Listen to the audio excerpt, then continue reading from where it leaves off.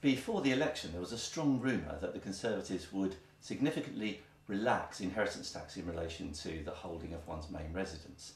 A proposal was actually included in the manifesto to introduce a £175,000 nil rate band and allowance, in addition to the £325,000 that already exists, for one's share in the main residence.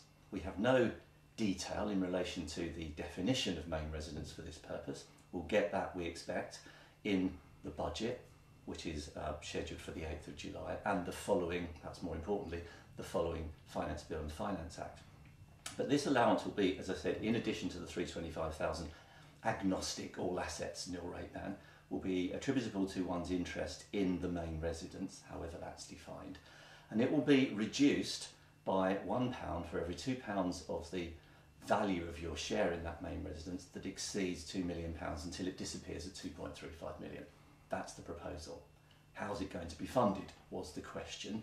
By a reduction in the annual allowance was the answer. How's that going to work? Well, the annual allowance, of course, for pension input stands at £40,000. The proposal is that for people earning over £150,000, the annual allowance will be reduced by £1 for every £2 that one's earnings exceed £150,000, so that it disappears completely.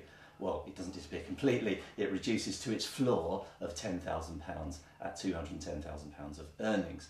So these two things are linked, are proposed, I think it was suggested, to come into force from 2016, 2017, and they're both to do with areas that are of great interest to the clients of financial planners. The main residence, representing a key asset class for most individuals who are clients of financial planners, and of course pension input, which has become increasingly important, especially since the cost of pension input is so expensive. It's over £25 billion, so I think it's inevitable that we can expect and will see changes in relation to the reliefs that are given for pension contributions.